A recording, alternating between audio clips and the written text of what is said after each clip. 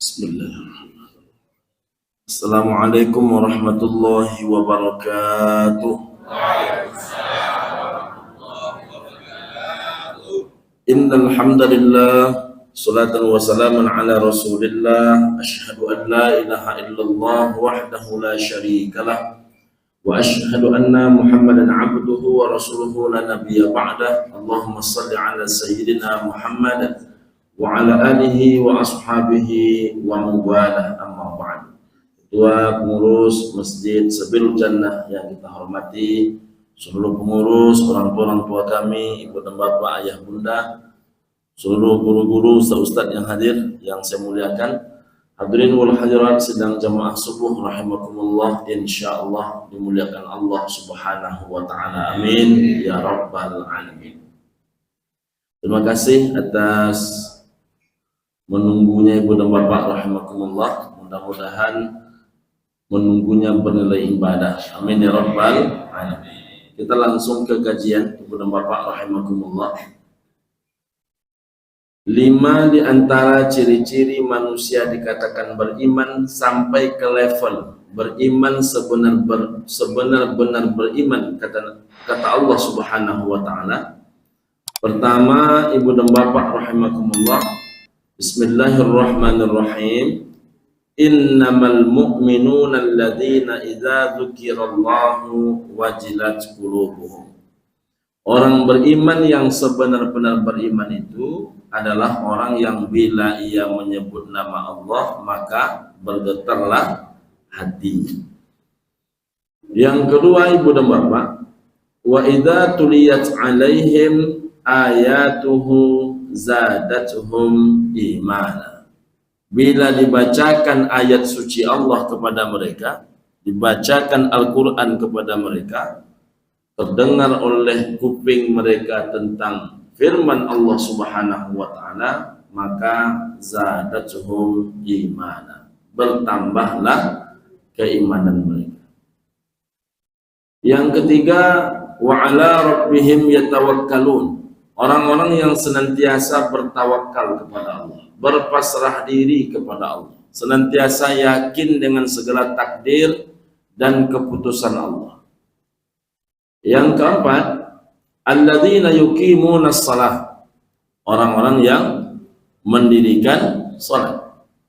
Yang kelima, wa mimma razaqnahum yunfikun. Orang-orang yang menginfakkan sebahagian hartanya, sebahagian rezeki yang diterimanya di jalan Allah Subhanahu wa taala. Ulaika humul mu'minuna haqqan. Mereka inilah, kata Allah, yang disebut dengan mukmin yang sebenar-benarnya. Lahum darajatun inda rabbihim. Mereka ini mendapatkan ketinggian derajat daripada Rabb mereka. Wa maghfiratun, diampunkan segala dosa dan kesalahan mereka. Wa rizqun karim, dan dapatlah mereka ini rezeki yang mulia. Ibu dan bapak, bagaimana cara kita mengukur seseorang itu sampai ke level ini? Atau bagaimana kita menengok posisi kita sampai tidak di tempat ini?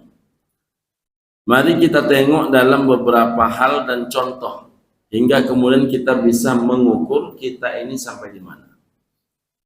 Contoh yang pertama ini, ibu dan bapak rahimakumullah, contoh yang umum terjadi dalam kehidupan. Sebelum contoh ini kita sampaikan, ibu dan bapak, pertama harus disepakati dulu. Menurut ibu dan bapak, kita manusia ini bisa tidak berlaku adil, betul-betul adil, sebenar-benar adil? Kita manusia ini mampu atau tidak? Mampu kita apa tidak? Nampaknya kurang bulat jawabannya. Mungkin karena lama menunggu nih kan. Kita manusia ini mampu apa tidak berlaku adil, sebenar-benar adil, betul-betul sampai ke tingkat adil? Bisa apa tidak? Bisa. Nah, jadi cara menengoknya macam ini. Cara menengoknya macam ini. Kisah ini sudah berulang kali saya sampaikan. kisah ini sudah berulang kali saya sampaikan. Ada seorang bapak, setiap mendengarkan syiar Islam dari mulut Nabi Muhammad SAW, beliau ini selalu membawa 2 orang anak kecilnya. Ketika kajian dari Nabi mulai, anak-anak ini rupanya dari dulu sampai sekarang selalu melasak. Jadi kalau ada anak-anak kecil melasak, jangan bapak marah, karena memang itulah anak-anak. Yang agak marah kita kalau bapaknya melasak. Jadi kalau masih anaknya melasak itu biasa. Anak 2 kecil-kecil ini melasaklah dia, berlari-lari, berlari-lari. Rupanya yang bungsu ini duduklah dia di samping ayahnya. Oleh ayahnya diambil anak ini, diletakkan ke atas pangkuan dia, ke atas paha dia. Tapi anak ini tak betah berlama-lama, tegak dia balik, berlari pula dia balik. Belum lama pula dia berlari, capek pula abangnya. Duduklah abangnya di samping ayahnya. Oleh ayahnya tak ditarik anak ini ke atas pangkuan dia, ke atas paha dia. Ditanya oleh Nabi, Ustaz, apakah kedua anak kecil ini anak-anakmu? Benar ya Rasul, kedua-duanya adalah anak. Apa kata Nabi? Kalau begitu berlaku adillah engkau di antara anak-anak. Berlaku adillah engkau di antara anak-anak. Nah, saya ulang balik pertanyaan itu. Menurut Bapak Ibu kita bisa tidak berlaku adil? Tadi nampaknya terjadi perbedaan pendapat.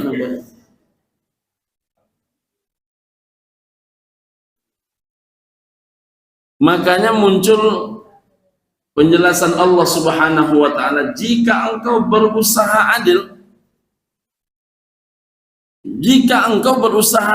engkau tetap tak mampu berlaku adil. Tapi ayat ini hanya diperuntukkan oleh sebagian orang untuk membahas poligami. Nah, nampak ada abang tuh.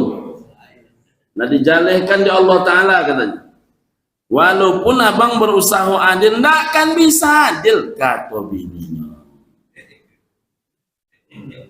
Padahal ayat itu bukan untuk poligami. Ayat itu untuk menceritakan tentang keadilan. Bahwa manusia itu tidak mampu berlaku adil. Kalau makna adil itu menyeluruh, tak mampu. Maka adil itu tidak pernah dibuat oleh Allah Ta'ala itu menyeluruh. Tak mampu kita.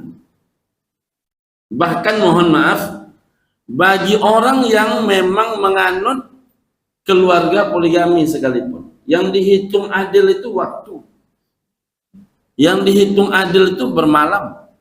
Yang dihitung adil itu bisa tidak adil itu, mohon maaf ibu dan bapak rahimakumullah. Yang satu ini 7 anaknya. Yang satu ini 1 anak. Yang 7 ini istri pertama. Yang 1 ini yang kelima tak masalah. Nah, tak bisa itu dikatakan adil. Makanya para ulama mendefinisikan adil ini kan doa syai'an fi makani, meletakkan sesuatu pada tempatnya. Jadi kalau adil, betul-betul adil, nah itu tak mudah. Bukan masalah poligami, tapi dalam urusan segala kehidupan. Nah, coba tanya ibu dan bapak, ibu-ibu lah. 4 anak di rumah, sama enggak, betul-betul sama enggak sayang ibu kepada ke-4? Nah, baru banyak menggeleng nampak.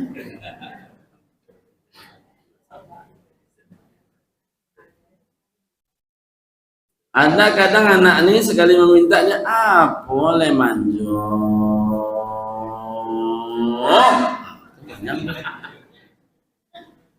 Ada pula anak nih, kamu nih banyak betul permintaannya, minta, cari piting.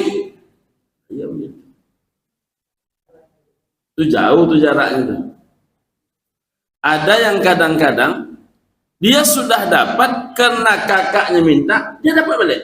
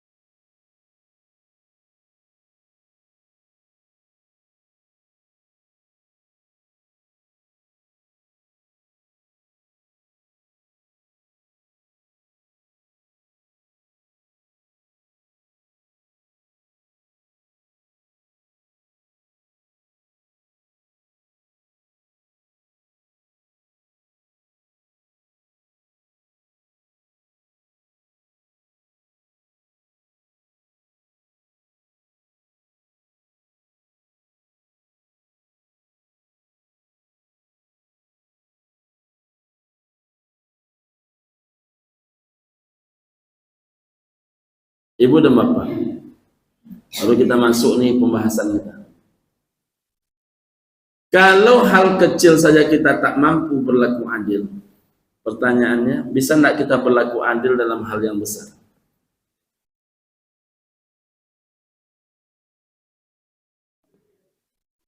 Bisa. Ibu-ibu, jika ini menelpon, jika anak ibu jauh, yang ini menelpon, bisa ibu berlatah-latah kadang-kadang sampai angin handphone. Jika yang satu ini menelpon, apa ditanyanya, apa dijawab, yang penting sekedar informasi kita tahu sudah. Bisa orang begitu. Padahal semuanya adalah anak. Nah, karena dalam hal kecil saja kita tak mampu berlaku adil, maka dalam hal-hal yang besar Allah Ta'ala tak mau kita yang membagi. Mesti Allah yang membagi. Mesti Allah yang membagi. Bahkan Allah membagi itu kadang dengan beban yang sangat ringan. Apa contoh yang besar itu Pak Ustaz?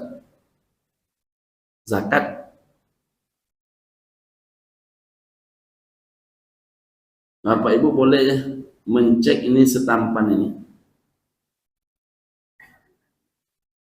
Berapa banyak betul orang yang membayar zakat? Syahadat orang bisa lancar, Pak. Pasti itu. Sholat secara umum orang mengerjakan.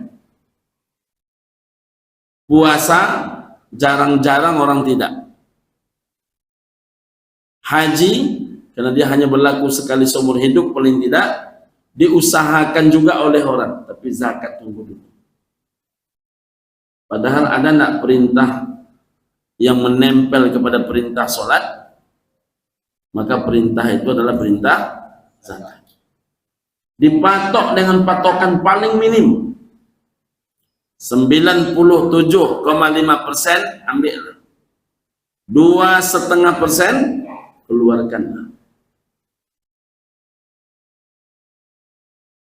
Kalau itu dikeluarkan Pak, jumlah zakat Pekanbaru ini itu menyentuh angka paling tidak 89 miliar. Paling tidak. Bahkan kalau digesa, dihimbau-himbau, dijemput bola, zakat di Pekanbaru ini bisa menyentuh angka 120 miliar. Faktanya kita baru sekali mendapatkan 17 miliar. Selebihnya tak pernah menyentuh angka di atas 15 miliar.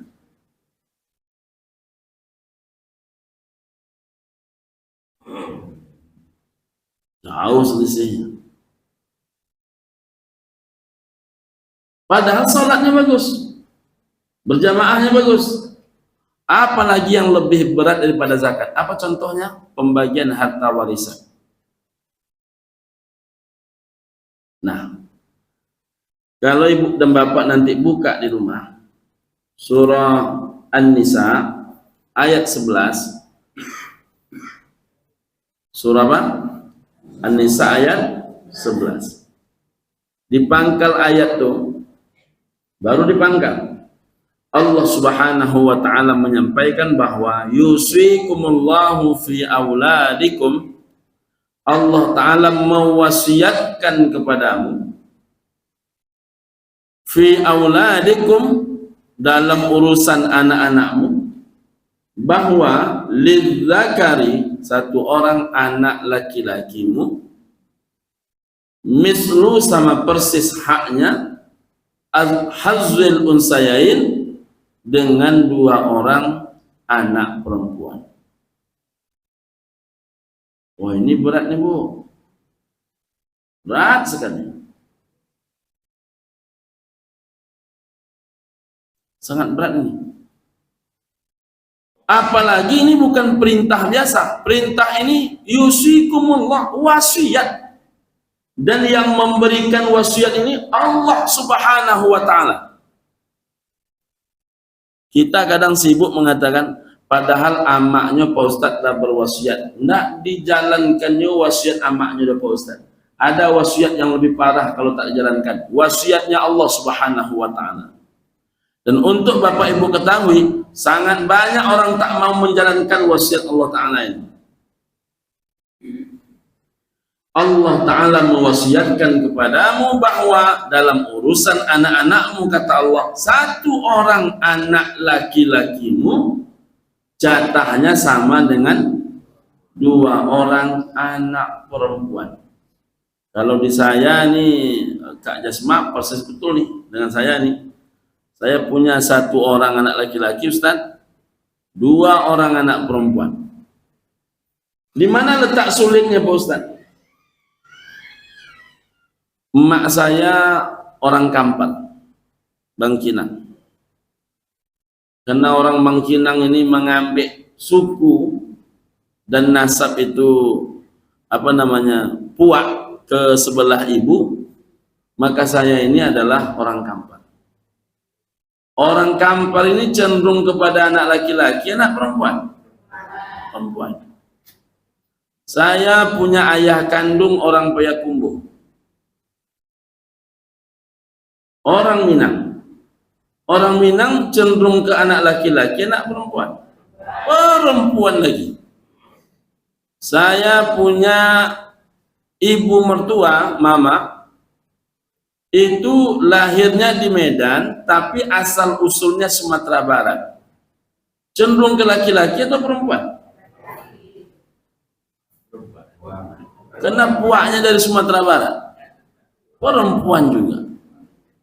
Saya punya ayah mertua, papa, itu Pariaman. Cenderung kepada anak perempuan juga, walaupun dalam hal menikah anak laki-laki di Bali, tapi kalau dalam kecenderungan anak tetap anak perempuan. Maka berarti istri saya adalah orang Minang. Cenderung juga tentunya kepada anak perempuan. Tapi kalau ditanya kepada orang Medan lebih cenderung kepada laki-laki. Melayu laki-laki, Jawa laki-laki. Maaf, ini bukan berbicara sara nih. Bisa ndak kira-kira orang Kampar seperti kami ini, kalau bukan karena iman, berlaku adil kepada anak laki-lakinya, sedangkan hatinya cenderung kepada anak perempuan. Wah, itu tak mudah itu. Atau ibu-ibu yang bermarga, bisa ndak adil kepada anak perempuannya, sedangkan hatinya cenderung kepada anak laki-laki. Itu tak mudah. Berat sekali. Melawan hati ini berat, Pak. Maka apa kata Nabi? Berlaku adillah engkau di antara anak-anakmu. Jika aku boleh memilih, kata Nabi. Jadi kalau Nabi boleh memilih, maka aku, kata Nabi, lebih cenderung kepada Nabi itu orang Arab, mestinya lebih cenderung kepada anak laki-laki. Tapi rupanya Nabi mengatakan apa? Jika aku boleh memilih, maka aku lebih cenderung kepada anak perempuan. Mengapa demikian? Karena 7 anak Nabi, 3 laki-laki, 4 perempuan. 3 laki-laki itu wafat di masa kecil, sedangkan 4 perempuan sudah dewasa. Antara yang sempat hidup lama bersama tentu sedikit banyaknya berbeda dengan yang sebentar. Bahkan Zainab wafat setelah menikah, Ruqayyah wafat setelah menikah, Ummu Kulsum juga setelah menikah, bahkan Fatimah wafat setelah Rasulullah wafat. Nah, orang yang beriman, kan seperti cerita tuh, orang beriman sebenar-benar beriman, bergetar hatinya menyebut nama Allah. Bertambah imannya ketika dia mendengarkan ayat suci Allah. Lalu dia bertawakal kepada Allah. Dia yakin apapun keputusan Allah itu adalah yang terbaik. Walaupun kadang bisa bertabrakan dengan cara berpikir dia.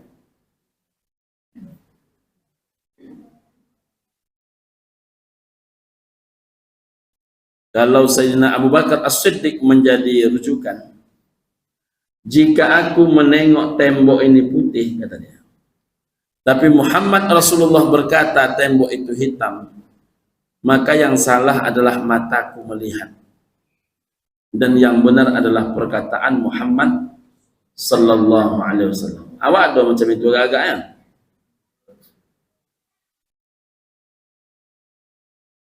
Kalau awak menengok, jangankan putih dengan hitam lagi, kata suaminya, kata istrinya, jilbab itu hijau. Kata suaminya, nah hijau dulu kau, biru. Hijau rumah bang, biru. Indah kau bacimani.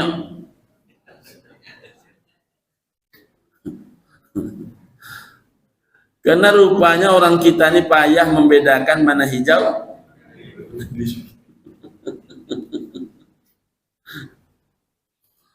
Jadi rupanya orang kita ini payah membedakan hijau dengan biru. Ya kan? Makanya lagu tentang warna pun salah. Lagu balonku ada 5 itu salah lagunya kan. Balonku ada 5 rupa-rupa warnanya. Merah, kuning, kelabu, merah muda, dan biru. Saya ingat kan waktu anak-anak SD dulu kita, merah, kuning, kelabu, kelabu itu apa? Abu-abu. Merah muda itu apa? Pink, dan biru.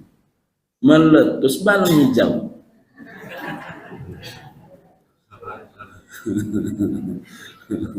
Meletus balon hijau. Apollo melatih balon hijaunya, balon hijau kan ada orang. Merah, kuning, kelabu, merah muda, dan biru. Melatih balon hijau. Hatiku sangat kacau.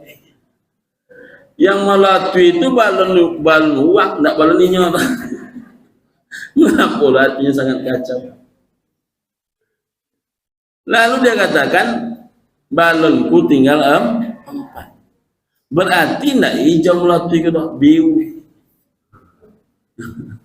Karena dia tidak bisa membedakan mana hijau, mana biru. Itu saja ibu dan bapak, ya kan? Amarah kita tuh. Ini jelas nih itanya, biru nih. Bahkan ibu dan bapak, kalau ibu dan bapak pernah ke Turki, saya kan masuk masjid tuh, masjid biru kata orang tuh. Saya tengoklah baik-baik, di mana birunya? Saya bilang, ih, hijau nih, saya bilang. Jadi dominannya masjid biru itu Ustaz hijau. Dominannya. Ada warna birunya sedikit, tapi dominannya hijau.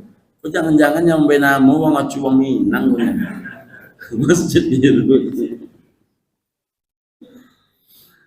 Tapi kalau Abu Bakar As-Siddiq, aku yang menengok tembok ini putih, tapi Muhammad Rasulullah berkata tembok itu hitam. Maka yang salah siapa? Mataku menengok, yang betul adalah mulut Muhammad berkata. Masya Allah. Kalau perasaan kita nih Pak, saya punya tamu malam kemarin, Ustadz ini sebaya dengan saya, tapi dia punya anak kecil umur 2 tahun. Masih ada anak kecil ya Ustadz, saya bilang. Ya Bi, katanya. Anak tersolek Bi, katanya. Terus tersolek macam mana nih, saya bilang. Sudah 4 kakaknya nih Bi. Keempat kakaknya perempuan. Perempuan.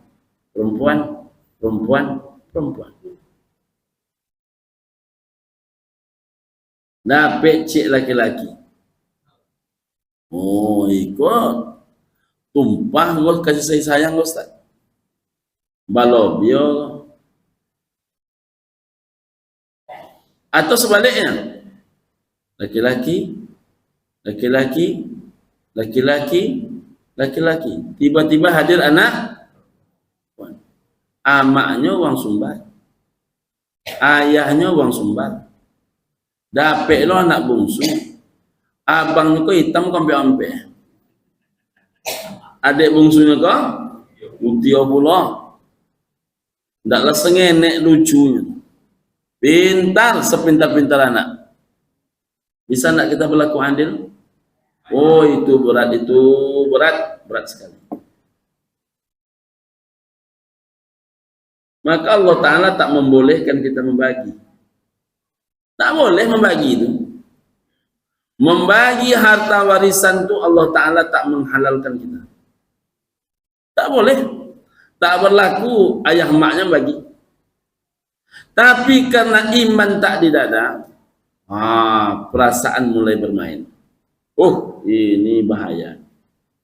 Maka mulailah muncul kasus macam ini. Karena anak pertama ini kaya, laki-laki. Anak kedua ini kaya, laki-laki. Anak ketiga ini kaya, laki-laki. Agar tertolong yang bungsu yang nomor 4, perempuan. Maka nenek ini membuat sebuah aturan. Menurut dia sudah pas nih. Apa aturan itu? Pokoknya rumah kau tidak boleh kalian jual. Rumah kau tidak boleh kalian jual. Siapun dan susah, tinggal di rumah kau. Ada bapak ibu yang macam itu wasiatnya? Ada? Nah, ini dengarkan baik-baik ini ya. Ini solusi atau memunculkan masalah? Siapapun yang susah tinggal di rumah ini. Satu, kasus ini di salah satu daerah di sekitaran pojok Pekanbaru, wilayah Kecamatan Bukit Raya. Menghadap ibu ini kepada saya. Lepas pengajian ba'da asar, hari Senin, tapi beberapa waktu yang lalu.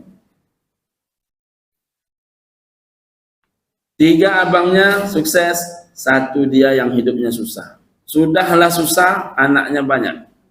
Suaminya tak punya pekerjaan tetap.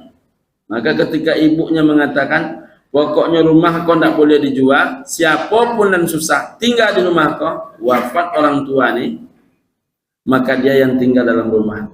Tak ada satupun abangnya yang komplit. biasa saja. Setahun aman. Jadi rupanya isi kepala manusia ini tak pernah aman selama-lamanya.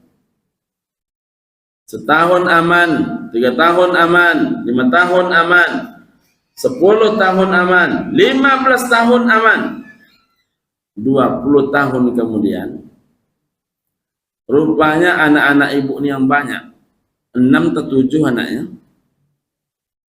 5 sudah sukses, sudah berhasil. 5 yang berhasil ini, 2 dokter. 2 dokter. Jalurnya jalur beasiswa.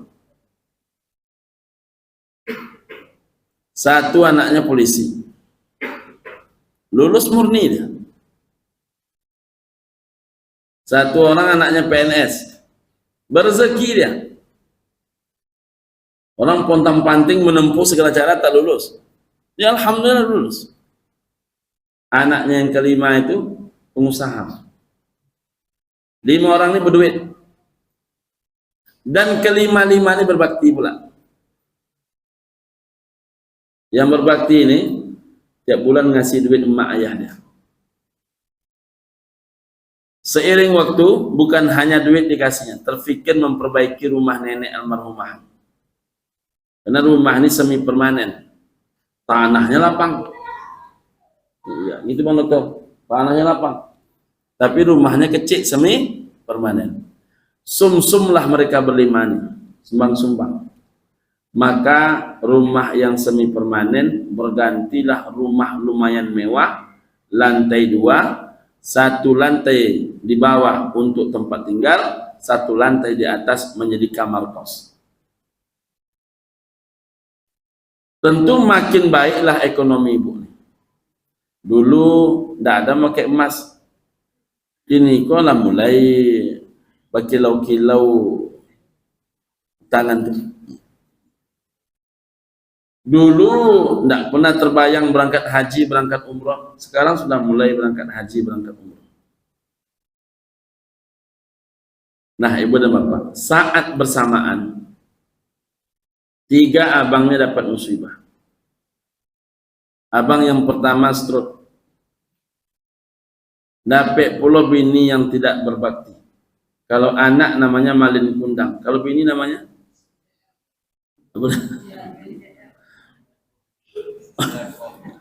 Bongi, lebih ke artis itu.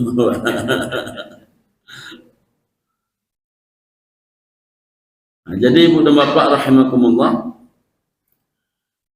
dapat pula bini yang tak pandai dia memuliakan suami. Rupanya bini kok mencampakkan suaminya, dan rupanya anak walaupun tahu dia emaknya ini tak tepat, tapi kalau sudah menyangkut mohon maaf ya, sakit yang parah, rupanya banyak juga anak yang tak mau bersusah payah. Jadi akhirnya, dan ini bukan satu kasus Pak, saya sudah banyak mendengar kasus macam ini dalam cerita berbeda-beda. Sakit apa kok? Bini tak nampak-nampak, anak tak nampak-nampak, maka bapak kau tinggal bersama adik kandungmu, kadang yang keponakan kandungmu. Bahkan itu ada jamaah umroh, kalau ibu dan bapak tengok banyak yang unik-unik. 2 nenek ini anaknya tak mengasuh, cucu dia tak mengasuh. Siapa yang mengasuh dia? Cucu dari kakak dia. Bukan cucu langsung dia. Anak dia tak nampak, tapi cucu dari kakak dia. Macam-macam lah, macam-macam. Cerita hidup ini kan beragam kan. Nah, ibu dan bapak, ayah bunda, saudaraku rahimakumullah, yang satu stroke dicampakkan bini, campakkan anak, balik dia ke rumah orang tuanya. Oleh adik ini baik rupanya, adik ini dikasihnya kunci 1 kamar, amanlah yang pertama. Hanya jarak beberapa bulan, yang nomor 2 itu bangkrut.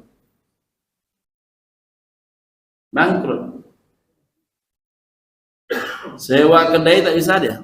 Sewa rumah tak bisa dia. Balik dia ke rumah mak dia. Adiknya ini masih lapang juga hatinya. Dikasihnya kunci. Baik ini adik ini. Yang ketiga dia pecat pula. Tolong sampaikan kepada anak bujang Bapak Ibu, anak bujang terutama, kalau nak keluar pekerjaan, jangan mudah-mudah keluar. Karena hari ini mendapatkan pekerjaan tak mudah. Saya tadi malam lama Kak menyimak berita ekonomi. Itu yang S1 saja, yang nganggur itu lebih 1 juta orang. Yang S1 saja.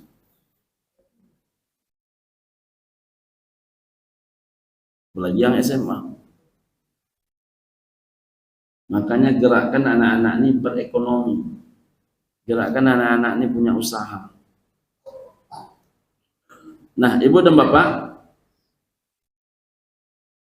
setelah diberhentikan, dipecat pekerjaan, tak dapat pekerjaan. Berapa betul lah banyak uang disimpan. Rupanya akhirnya jebol juga, tak sanggup menyewa rumah. Balik pula dia ke rumah emaknya. Oleh adiknya dikasih juga kunci. 3 kamar ditempati oleh abang-abang ini dan keluarga. Sepekan aman, 2 pekan aman, 3 pekan aman. 4 pekan, 1 bulan berbunyi.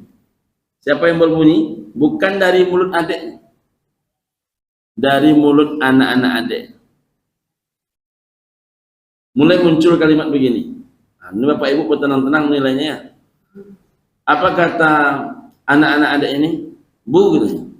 Kami ini membangun rumah untuk ibu. Kami ini membangun rumah ini tak mudah, Bu.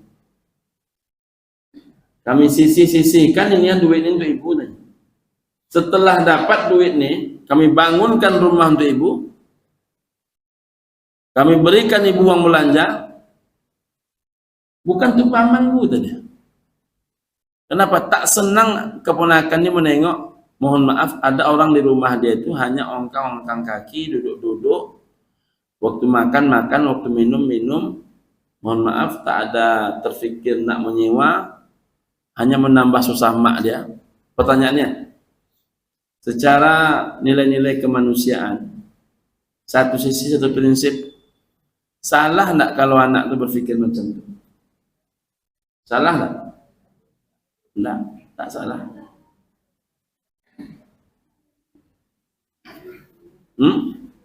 Salah atau tidak? Kan dia ingin menyelamatkan hak mak dia. Sampai situ bisa dipahami tuh. Salah enggak anak itu berpikir macam itu? Enggak salah. Nah, yang kedua, adiknya ini, adik yang bungsu tadi, ibu nih, dia sampaikan ke abangnya nih, lalu dia katakan, Bang, carilah rumah lain. Carilah tampek ngekos, sewalah rumah. Ambo dah enak jo anak-anak ambo. Lebih cenderung dia membela pendapat anaknya dibandingkan pendapat abangnya. Pertanyaannya, secara manusiawi, kalau bertemu bentrok dia pendapat antara anak dengan mamanya, anak dengan abang kandung, agak-agaknya orang lebih cenderung memilih pendapat anak atau abang kandung. Biasanya anak. Jadi kalau ibu ini bersikap macam itu, salah enggak?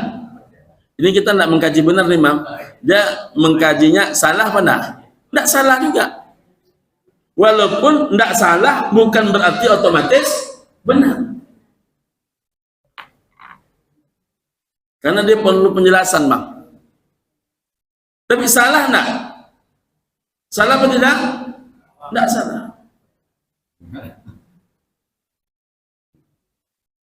Nah, apa kata abangnya? Cerna baik-baik. Apa kata abangnya? Apa salahnya kami menempati rumah, Bang? Rumahku kan rumah mak kami. Rumahku rumah mak kami. Iko kan bukan rumah kau. Kata adiknya kau, dari mana nak rumah ambo bang? Rumah amak tu dulu bang semi permanen. Dirombak deh anak-anak ambo. Sumbang-sumbang anak-anak ambo. Maka jadilah rumah 2 lantai kau. Betul-betul karingnya anak-anak membangun piti. Jo piti anak-anak membangun rumah aku bang. Nggak sanang loh. Mulai sama-sama tinggi suaranya kau. Jadi kau bukan rehab bang, ikut puga habis. Kata adiknya nih. Apa kata bang?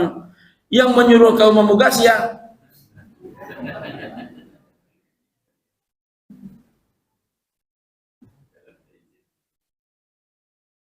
Yang menyuruh kau memugah siapa? Oh mulai kasar kalimat. Kira-kira ketemu nak solusinya?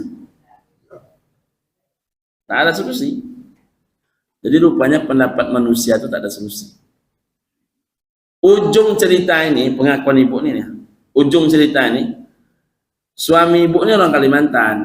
Apa kata abangnya? Kalau memang rumah kau, angket rumah kau ke Kalimantan. Jadi anak tuh, ini agak berlatah-latah menyampaikan gaji ini. Jadi anak tuh berpendapat macam tadi, salah apa tidak? Salah apa tidak?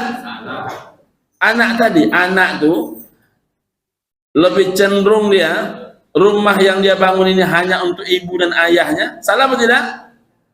Tak salah. Tak salah. Adiknya yang bungsu tadi lebih memilih cenderung kepada pendapat anaknya dibandingkan abang-abangnya. Salah apa tidak? Tidak salah juga. Abang ini berpendapat iko rumah yang kami tempati, rumah amak kami bukan rumah kau. Salah apa tidak? Tidak salah juga. Yang salah apa? Yang salah apa? Yang salah itu wasiatnya.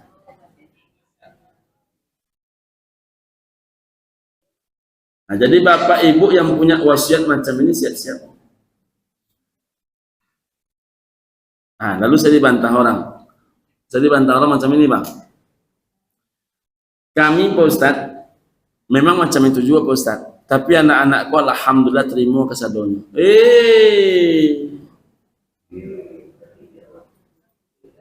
Ibu-ibu yang sama masalahnya, lalu ibu beralasan, anak ibu terima semuanya. Setan tuh bu, kalau hanya menghadapi syaitan tak nampak, tak begitu berat. Syaitan yang nampak ini kadang-kadang lebih parah pula daripada syaitan yang asli. Berapa banyak suami yang lurus menjadi bengkok karena bisik istrinya. Berapa banyak istri yang lurus menjadi bengkok karena celoteh suaminya. Mau kau? Nah, itu kata dia. Mau kau? Sama hak kau juga kakak kau tu tadi. Padahal dulu waktu almarhumah ini masih hidup, tidak ada kelahi-kelahi. Kapan mulai berkelahi dia? Ketika bapak ini tak ada pekerjaan lagi. Ketika dia menengok adik bungsu ke ibu nih, dia perempuan semuanya. Artinya agak lebih ringan membaginya. Yang ringan membaginya itu perempuan semua. Dia menengok adik perempuan daripada istrinya ini menjadi orang ke satu-satu anak. Suaminya pun kehidupannya pun baik. Bisa bolak-balik ke tanah suci, rumah gadang tapi jalan. Sedangkan Niko susah. Pas pula yang berpunya ini tak pula membantu langsung kepada adik. Oh, banyak masalah itu. Semua disebut termasuklah pembagian harta warisan. Namun kau macam tu. Karena rupanya rumah yang ditempati itu mantan rumah emak. Dulu itu rumah emak. Kau dapat apa kau? Dapat dan bang, dapat nomi 10 ame bang. 10 ame itu nya. Maka rumah itu nak boleh ditempati satu orang. Tak boleh rumah itu ditempati satu orang. Jadi kalau gitu jual Pak Ustaz.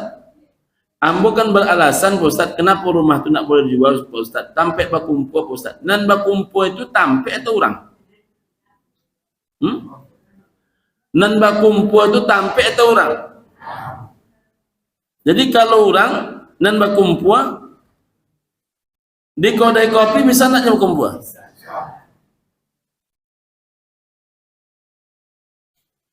Apakah orang yang dikumpulkan oleh ayahnya satu tempat, Pak? Ada nih di Pekanbaru beberapa tempat. Satu tempat tuh ini adik beradik, anak beranak. Ini mohon maaf nih. Saya berusaha mencari bahasa yang enak didengar karena kita direkam ini kan. Saya bukan sekali dua kali ini menemukan macam ini. Keponakan ini mempercarutkan etek-eteknya. Keponakan ini satu tempat semua itu. Kok bacarunya di muka eteknya, bacarunya di muka apanya. Maka ketika pertemuan itu, ayahnya ini minta maaf. Apa kata ayahnya? Tibo abang, kata tuan rumah. Oh tibo katanya. Ayahnya itu lapang. Yang sompik itu anaknya. Bagaimanapun, anak ambo itu salah, kata ayah. Itu ayah yang gentleman. Biasanya kalaupun anak kau bacawi di muka eteknya, sakete atau banyak ayah yang tetap mendukung anaknya? Banyaknya. Lah tahunya anak itu salah, dia sebenarnya tersiapa akan disalahkan. Katanya pula, betul tak? Bila mukmin dengan mukmin itu berkelahi, dipastikan ada dunia di antara mereka. Kalau adik beradik berkelahi, hampir bisa dipastikan ada pembagian harato yang tidak adil di antara mereka.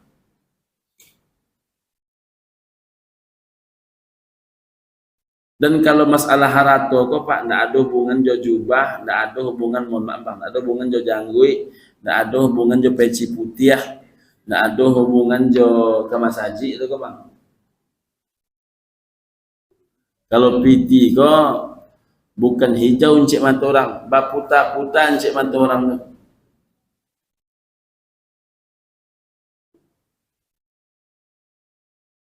Untuk maka kemudian diakal-akali orang. Kami Pak Ustaz aman lah Pak Ustaz adik beradik. Aman di adik beradik, tak aman di suami, tak aman di istri. Atau aman Pak Ustaz, dapet lo minantu na elok Pak Ustaz. Itu hanya bom waktu. Ada nak nampak dek nenek kau siapa nanti ibu kau, tapi 30 tahun ke depan dia datang. Siapa itu? Cucu. Cucu. Dan ini bukan satu kasus, dua kasus. Beberapa masjid di Pekanbaru dipersoalkan wakafnya oleh cucu. Beberapa pembagian harta warisan dipersoalkan oleh cucu. Dibangun masjid oleh datuk nih. Datuk ini orang soleh. Dikasih tanah, ikut dia membangun. Selesailah satu masjid. Saya tak sebutkan nama masjid. Rupanya di kuburan lama sudah penuh. Ditambah oleh datuk ini, dikasih tanah kepada masyarakat, dijadikan tanah kuburan.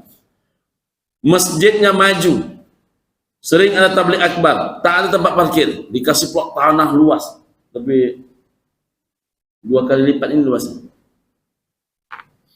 Tapi tepi jalan langsung. Jadi masjid ini agak macam ini, sebelah parkiran ini itu baru aspal hitam.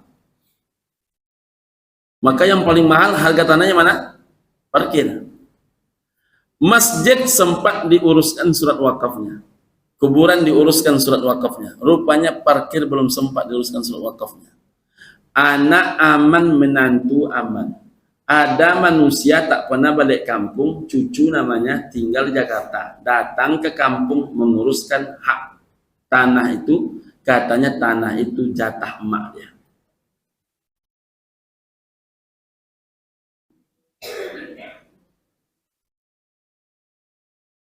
tanah itu jatah maknya. Menurut Bapak Ibu cerita ini satu atau banyak? Maka kesimpulan kaji kita ini, buatlah sebuah keputusan tentang masalah yang berat-berat, pulangkan kepada Allah. Sedangkan dipulangkan kepada Allah pun belum tentu anak-anak kita aman. Kalaupun mereka tak aman, paling tidak kita terlepas dari pertanggungjawaban. Tapi kalau Bapak Ibu codiok suang, aturan main suang, keputusan suang, rupanya salah, Bapak Ibu akan mempertanggungjawabkan di hadapan Allah Subhanahu wa taala. Terima kasih, semoga manfaat, semoga barokah. Billahi taufiq wal hidayah wa ridha minal inayah. Subhanakallahumma rabbana bihamdika asyhadu an la ilaha illa anta wa astaghfiruka wa atubu ilaik. Assalamualaikum warahmatullahi wabarakatuh.